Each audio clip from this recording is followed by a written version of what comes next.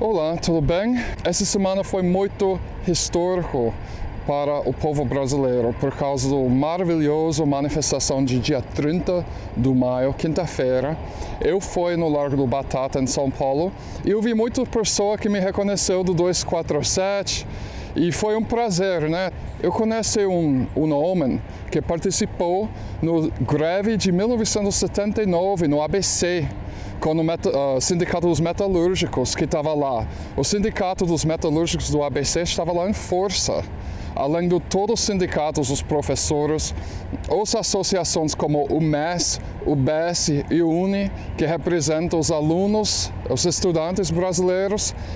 Foi um prazer ver os estudantes, os sindicatos dos professores, os outros sindicatos saindo em solidariedade, os movimentos sociais, todos juntos, contra as reformas da austeridade ultra-neoliberal do governo Bolsonaro. E agora eu vou apresentar as reportagens da semana, legendados, produzidos pelo The Real News. A primeira é sobre Israel, sobre a queda de um dos maiores amigos do Jair Bolsonaro, Benjamin Netanyahu. A coleção dele caiu. Pela reportagem que vou mostrar, que é uma entrevista com uma autoridade sobre o assunto, é a primeira vez na história do Israel que uma coleção governamental caiu nessa forma, ou seja, é o pior fracasso da história do Israel, essa queda do Netanyahu. Porém, como vocês vão ver, não representa uma vitória necessariamente para a esquerda, pois a queda do Netanyahu é o resultado de briga entre duas facções da direita, um religioso e um ateu, secular. A segunda reportagem que eu vou mostrar é feita pelo Mike Fox, que participou na forma de uma entrevista 2 episódios atrás. Mike é jornalista, ele que trabalhou no Telesur inglês antes do que eu. Morou alguns anos em Venezuela e agora ele é o jornalista do Real News para a América Latina. Ele estava em Venezuela durante a época do tentativa do golpe e ele fez uma outra reportagem sobre como as sanções do Trump estão matando gente em Venezuela. Essas sanções estão acabando com o sistema de água em Venezuela, porque eles não conseguem comprar os peças de conserta. E a última reportagem que eu vou mostrar hoje, apresentar, especialmente para os nerds, é sobre como a prefeitura de São Francisco proibiu a polícia de usar tecnologia de reconhecimento facial nos sistemas de televisão de circuito fechado que são instalados na cidade para vigilância pública, né? Então, eles proibiu que a polícia usa, que está sendo reconhecido como vitória para ativistas de direitos humanos de tecnologia, né? Porém, o setor particular pode usar, a segurança particular pode usar, ou a Amazon está vendendo essa tecnologia basicamente para qualquer pessoa. O que ele está querendo fazer é criar um estado de vigilância permanente, em que cada momento que você sai na rua, você fica vigiado pelas câmeras que usam tecnologia de reconhecimento facial. Parece como coisa do Orwell, do George Orwell, de 1984, mas agora é realidade. Essa é a última reportagem, porém, eu vou colocar uma surpresa dentro dessa reportagem também, que vocês vão descobrir em breve. Muito obrigado por assistir de novo, né? Conta para seus amigos. Eu não posso responder as perguntas ao vivo, porque demora para legendar essas reportagens. Eu legendo o dia antes que aparece na televisão. Mas eu vou tentar, se você manda uma pergunta, eu vou tentar responder depois. Um abraço para todos e todas de vocês. Welcome to the Real News Network. I'm Mark Steiner. Great to have you all with us. War has erupted in the Israeli political world. This time, it's not between the right and the left or between Israelis and Palestinians, but between right-wing secularists and right-wing religious fundamentalists. It's an explosive implosion within the Netanyahu coalition that led to Netanyahu not being able to form a government and forcing a new election now scheduled for this September. It raises the level of complexity. Netanyahu could be forced out if he's indicted before the election. The Jared Kushner peace plan, if you can call it that, may never see the light of day. The right-wing hardline secularists are in a heightened war with religious parties because of the latter's youth not having to serve in the armed forces. And let me not forget to mention Netanyahu's last-minute racist stand to bring an Ethiopian Jewish Knesset member into the government from the other major party that failed. And what are the implications for Netanyahu's failure to, for the first time in Israeli history, to be able to form a government? We'll delve into all of that and more with Leah Tarachansky, who is a journalist, filmmaker, founder of Ative Productions, and former Middle East correspondent for The Real News, who also made the documentary On the Side of the Road. Welcome to The Real News, Leah. Good to have you back with us. Thanks for having me, Mark. So let's begin with this piece to show everybody and you, which is from both Netanyahu, when he talks about his saying that what happened with Lieberman, and showing what Lieberman said first. We'll watch this. When the military draft bill passes during the second and third reading in its original form, same as it did with the first, we are done. I think this is the difference between forming a government and going to an early election. It is just unbelievable. Just unbelievable. Avigdor Lieberman is now part of the left. He is from the left's bloc. You give him votes for the right, and he doesn't give his vote to the right-wing government. This is what we see. So Avigdor Lieberman is now on the left. This is the man who didn't think that Netanyahu was extreme enough in Gaza. So what's really going on here? What's this battle between these two right-wing fundamentalists? Political fundamentalists, I should say. The real battle is now between Avigdor Lieberman and Netanyahu. I just wanted to add a little caveat that I think that there is something incredibly telling about the situation in Israel today, that in order to disqualify somebody as a politician, a human being, or a legitimate member of the public, you call them a leftist. Right. It's a slur word. A lot in it, but it's a word that essentially means someone who is trying to put a wrench in the machine of what needs to happen for the world to function. Mm-hmm. Someone who is an ideologue without any political or real world experience and no real intentions of any kind. That's roughly what the left means in the best case scenario in the Israeli discourse, and in the worst case scenario, it means a traitor. So you often hear people who are pro-peace called leftists and traitors interchangeably, leftists or Arab lovers interchangeably. And it's assumed that all the Palestinian citizens of Israel and the Palestinian parties are also small or left, according to that discourse, which is ironic because there's as wide a political spectrum on the Palestinian street as there is on the Israeli street. But in general, being leftist means that you are with the enemy. That's kind of the language that has now become commonplace in Israel. So I wanted to make note of that. I also wanted to make note of the way that this whole 24 hours has played out. If you watch the last hours in the Israeli press, it was kind of like down to the minute, is he, isn't he, are we going to have a coalition? Is he going to turn kick the ball back to the president, Reuven Rivlin, and then give the next guy a chance, right? Because in the election in April, both the so-called lefty party under General Gantz and Netanyahu's party got the same votes. It was the president who decided to let Netanyahu form a coalition, even though, again, they formed the same votes. They got the same votes. And the reason the president took that decision was because it was assumed that Netanyahu would have a better chance of making a coalition because so much of the Israeli parliament is right-wing, is ideologically, whether religiously or secularly, right-wing. And now that we've seen Netanyahu has drawn that down to the last minute, having already arrogantly assumed that he's going to succeed to form a coalition, and having assumed that that coalition is going to stand behind him against the charges that he is facing. So these assumptions have kicked back forming a coalition to the last minute.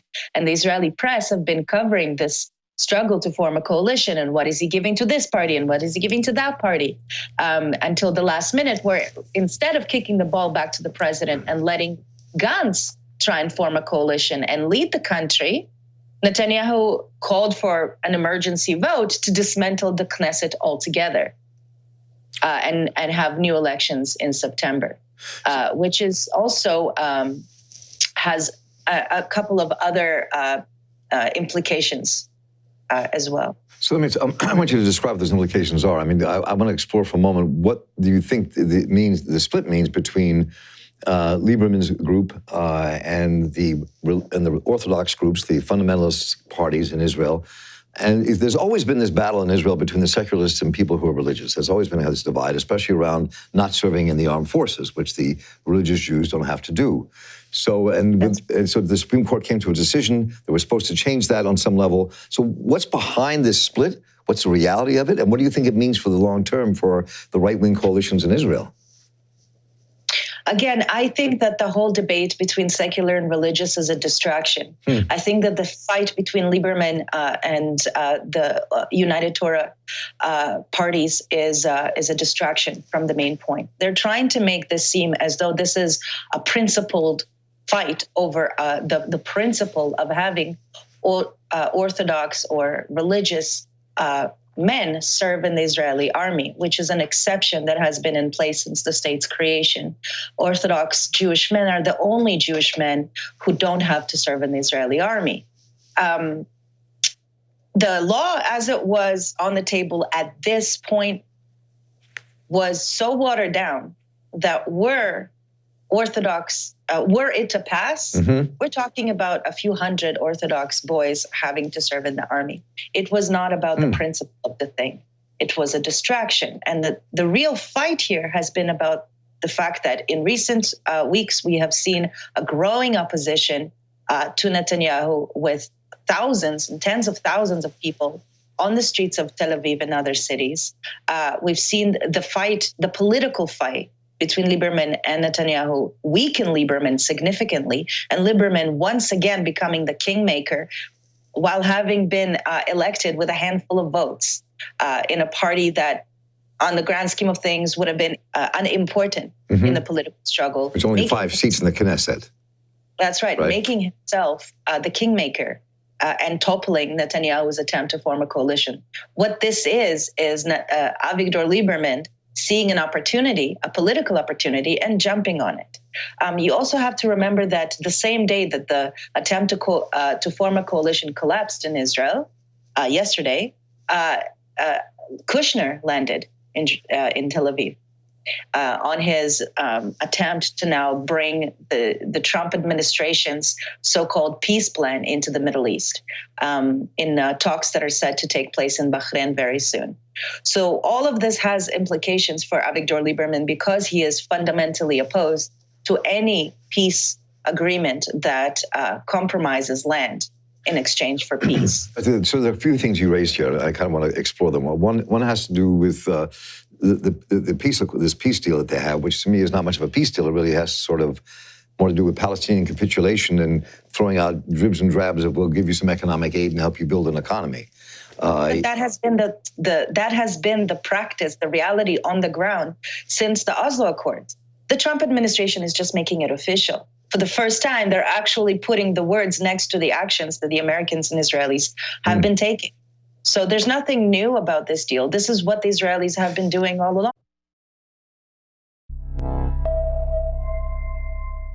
Agora é parte da surpresa desse episódio de hoje. Eu fiz uma reportagem em inglês para Telesur sobre as manifestações a tsunami de educação dia 30 de maio em São Paulo.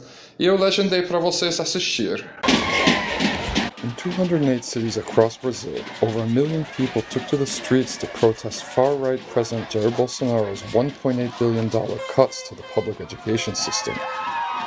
The protests, called the Education Tsunami, were organized by students and teacher unions. The students are out on the streets of Brazil today to say no to Bolsonaro's education cuts. We're not stupid, we're not troublemakers. All we want is quality education. It was the second national education strike to take place this month. After the first one brought 1 million people to the streets, President Bolsonaro called the protesters idiots. Brazil has one of the world's largest foreign reserves, so these cuts are not necessary for financial purposes, and many people feel that they're a first step towards privatization. A nation without education is a nation without a future. I am a public school teacher. I studied at public schools, got my master's degree at a public university. I was an affirmative action student, and I know how important education is to people. The protests were organized nationwide through democratic assemblies of student and teacher unions. Meanwhile, hundreds of other labor unions joined the protests in solidarity with their cause. We from the CUT understand that the government has taken away workers' rights. Now they are taking away the rights of workers in the education sector. Things have deteriorated a lot. So unity between the workers and the education sector is very important for our country right now. For the first time in years, the Brazilian labor unions and students have united, and the next step will be a general strike marked for June 14th. Brian Mir, Telesur, São Paulo.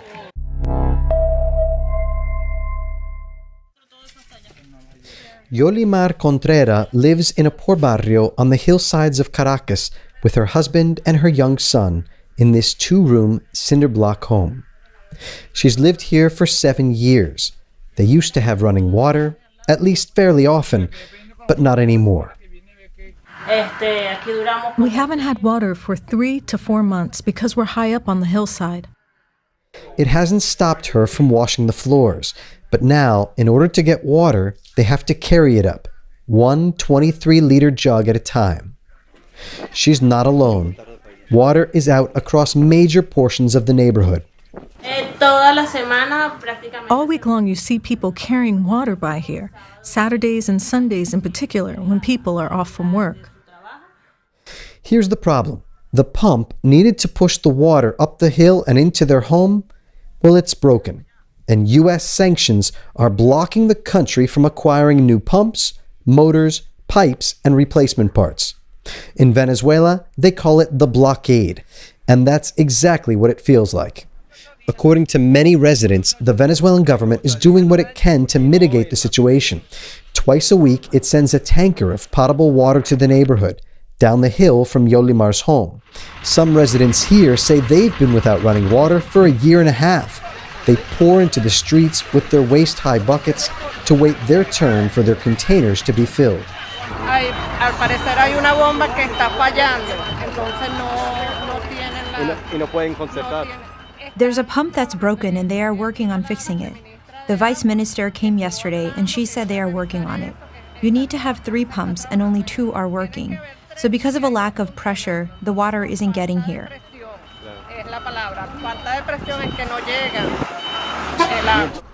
The residents say they've always had issues with water, but it's never been this bad. Across town, on the opposite end of Caracas, sections of Petare, the city's largest poor barrio, are also facing the same reality. Hundreds of thousands of homes are out of water. This is one of the pumping stations that should be pushing the water up to many of them, but it's missing most of its pumps. There's only enough water pressure to fill up the trucks outside. Debido al bloqueo económico internacional que nos tienen los Estados Unidos y la mediática internacional de este país. Because of the international economic blockade the United States has imposed on Venezuela, it's been impossible to buy the pumps because of the Venezuelan government has tried to send the funds twice in order to acquire the pumps, since we don't have them here because of the blockade. And it has never worked because they have blocked the companies and the countries that have been trying to help us.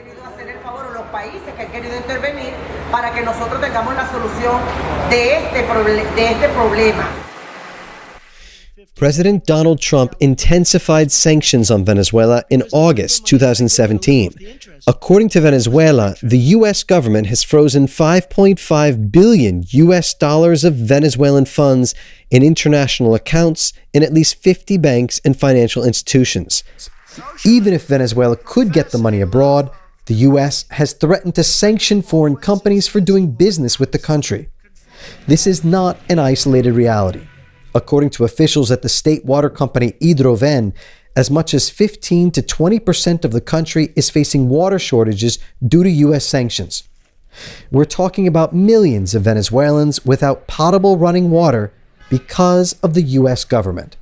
Maria Flores is the vice president of operations at Hidrocapital, the Venezuelan state water company for the capital, Caracas. Nosotros hemos tenido situaciones donde ya tenemos las bombas y los motores. Están a punto de embarcar. With the blockade, we have had situations where we have the pumps and the motors, and they are about to ship, and then comes the all-powerful hand of the United States, and they block the money in the bank or sanction the company that is working with us just for selling this equipment. What they don't see is that they are affecting people's lives. It's not Chavez, it's not Maduro, it's the Venezuelan people that are waiting to have access to water. Es al pueblo venezolano que está a la espera de poder acceder a eso. Entonces ha sido bastante duro.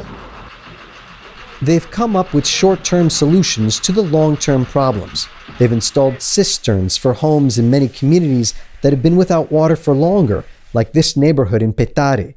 See those plastic blue tanks? Here, the water trucks can fill up the water tanks of each home directly, even when they're without running water. But the blockade and the lack of parts for vehicles is also impacting the number of water trucks Hidrocapital can keep on the road. Maria Flores says their fleet has been reduced by 75% over the last 3 years. We had a fleet of 20 water trucks a few years ago. Now we have 4 or 5. It has all been reduced because of the blockade. Most nights of the week, Maria Flores and her team are holding meetings with communities across the city, trying to resolve the lack of access to water for low-income communities, which are facing the most severe shortages. Many of these meetings are not easy. Residents are upset. Water is not something you can do without. But Maria Flores and her team know the importance of their relationship with the community. Water working groups in poor neighborhoods around the country were key in helping the government to bring direct access to potable water to 96% of the country's homes, up from 80% 20 years ago before President Hugo Chavez was elected. But they're fighting an uphill battle. Hidroven says that most water storage facilities around the country are working at 50 to 60% capacity. Over the last 3 years, the influx of water into Caracas has been reduced by nearly 30% because of failing pipes and pumps and the inability to maintain the system because they need equipment from abroad. Equipment they just can't get because of the Trump-imposed U.S. sanctions. And this is the clear goal of the U.S. government: tighten the grip and make the Venezuelan people suffer with the hope that they'll get fed up and rise up. The Trump administration would have you believe that the blame lies on Venezuelan incompetence, but many Venezuelans are just not buying it. Bueno, no, acá no es de echarle la culpa a Maduro porque de verdad no. Y bueno, los Estados Unidos, mi conocimiento que está Donald Trump, lo que tenemos conocimiento es malo. You can't blame the Maduro government, but as for the United States, this Donald Trump is mean. He's mean and he's blocked a lot of things. We have to support each other, and this U.S. blockade has to end.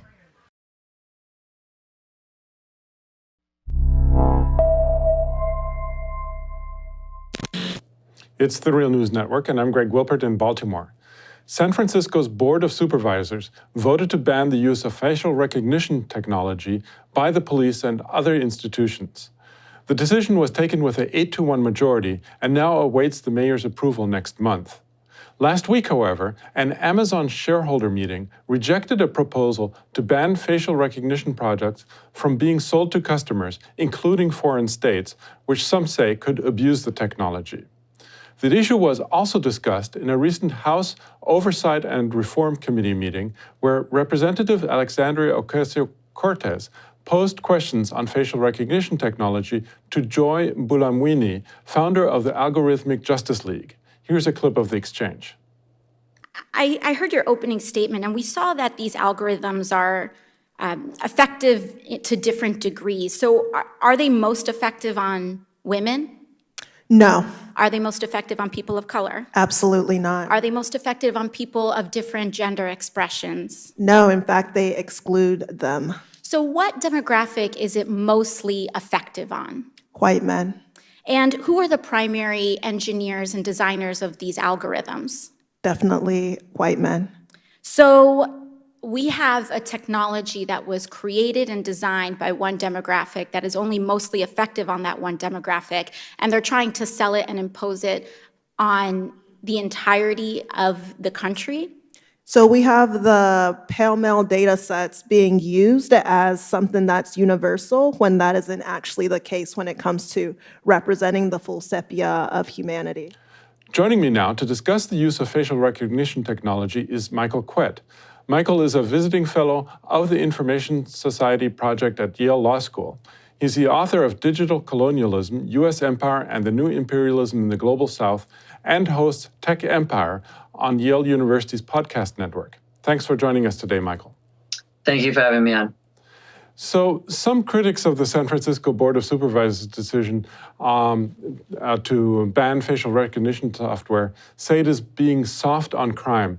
Just how important would you say is facial recognition software for crime fighting, or are there other interests, business interests, for example, behind the technology, which are pushing its use unnecessarily?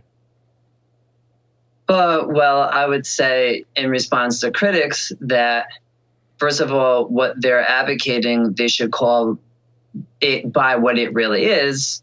If you're looking at using facial recognition on CCTV networks and you have cameras all over your city, you are in effect creating a surveillance state.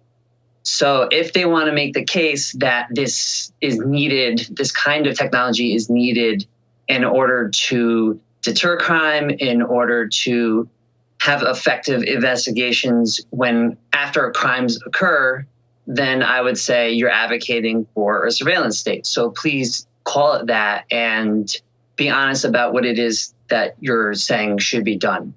As far as the business interests go, yes, there are those like Amazon, IBM, and Microsoft who are pushing for the use of and sales of facial recognition software that they stand to make a lot of money from. Video analytics in general and facial recognition is becoming a big industry because there are an increasing amount of cameras all over cities, retail, all over the place. And so they stand to make a lot of money from this, and they certainly want to make sure that the gravy train accumulates to them. Also keep in mind that there are other companies in the background. Chicago and Detroit, for example, are contracting with a company called DataWorks Plus, who are also making money out of facial recognition software. So there's a little industry behind this as well. So why should people who are not criminals be concerned about facial recognition technology? I mean, how can it be misused? Well, facial recognition technology could be used to profile all sorts of different kinds of people. So, for example, if you're an activist or a protester, we've seen already that facial recognition technology has been used to try to track down and identify who some of those people are. That was something that occurred. The ACLU published about that, that occurred in Baltimore. And that was after the Freddie Gray protests. So you have protesters, you have religious minorities. The NYPD has profiled Muslims, and there was a lot of controversy behind that, and there were some lawsuits that were filed. So they were profiling Muslims at mosques. There are all sorts of different groups. Immigrants, for example, are another group that stands to be worried about being profiled for deportation. So that's really basically a civil rights issue for a lot of different people. It's not that they necessarily committed a crime. It's just that they're being profiled. And we should expect this to occur because that's what history has shown us time and time again. This goes back for a lot of people to the 60s or police surveillance, even before that into the earlier part of the century.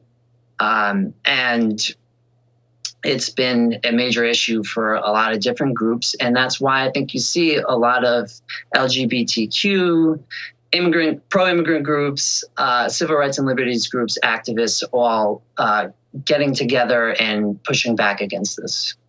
Now, if San Francisco is banning its own police from using the technology, but any private citizen can still order Amazon products with facial recognition capacity, aren't we giving the power over this technology to private hands, which are not under regulation?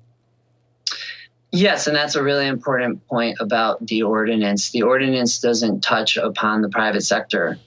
So that means stores can still be using facial recognition technology. That means people can be installing things at their homes where people come up to their doorsteps, and they can be potentially using these products there, which I think that should be something that's heavily debated, but it could potentially push things into the direction of private security. And if you look elsewhere in the world, one of the places I've done a lot of research is South Africa.